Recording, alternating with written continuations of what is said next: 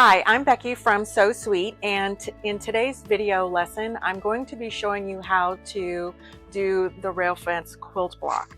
The rail fence block is a very simple block on first appearance. As simple as this block really is, there really are a couple of unique challenges to it to make it perfect. One of the first challenges is to cut the strips perfectly straight. And while that is a challenge with you and your ruler, we have solved that challenge today by using a jelly roll, which is already perfectly cut.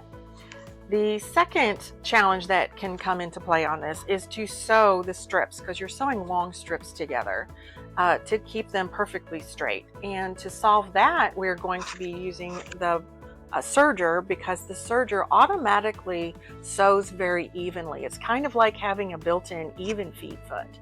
So I'm going to show you how that works on a serger. This is perfect for a serger.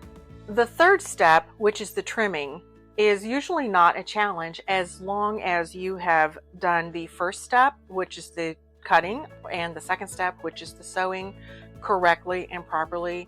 The trimming at the end is very easy. So now let's take it to the machine and I'll show you how this quilt block goes together. So here at the machine, I'm going to be working on the Baby Lock Triumph. And I've got the machine set up in a regular 4-thread overlock configuration. I'm also going to be using the standard serger foot here. However, another option that works really well for this is the lace applicator foot. And even though it's called the lace applicator foot, what's really nice about this is that it has a screw adjustable slider on the front here, so it's kind of like your piecing foot with guide on your traditional sewing machine. So this one also is a great option. One of the main reasons that the serger is perfect for this block and for lots of other quilt piecing is that a serger naturally evenly feeds just like a walking foot, even though it doesn't have a walking foot on it. Another reason that the serger is perfect for quilt piecing is that if your machine is set up in standard 4-thread overlock mode, it automatically has a built-in 1/4 inch stitch, and you don't even need to adjust it. So it's the perfect machine for straight stitching and piecing quilt blocks.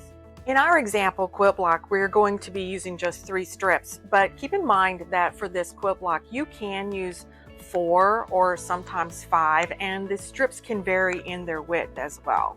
So we're just keeping this simple at this point, but there's a lot of different variations that you can do.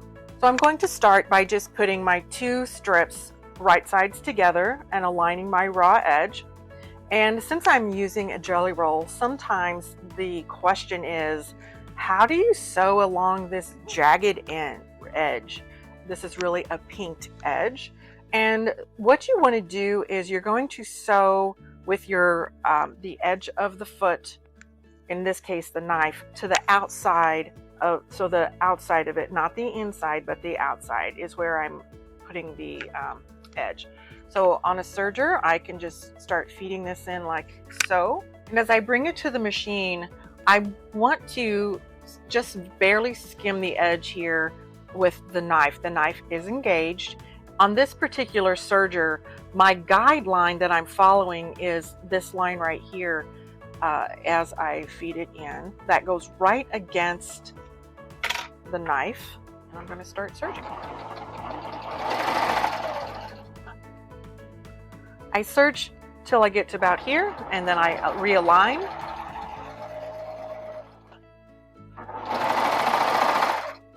Notice I'm barely trimming anything off.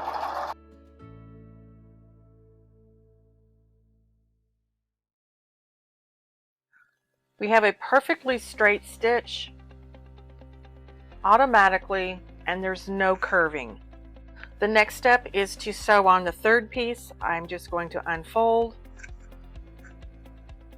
match this one right sides together, and do the very same stitch.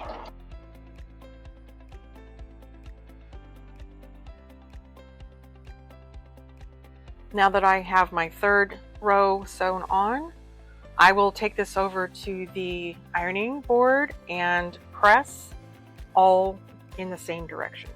I have trimmed the edge here perfectly aligned with my ruler. What I'd like to point out here is that the seam here, both of these seams, are perfectly straight all the way down. And you can see this from the ruler line I have here in the yellow. It follows exactly along this edge, and it's the same all the way down. So to trim this, I do want to align my solid line here right exactly on the seam. And I'm going to trim. In this example, I want to cut a perfect square. So the first thing I need to do is just measure what the width is here, and it's exactly 6 1/4 inches. So I want to cut my piece here at 6 1/4 inches. So I'm going to line this up perfectly straight on the lines and trim. And I will continue to cut all of my sections in the same way along my whole strip.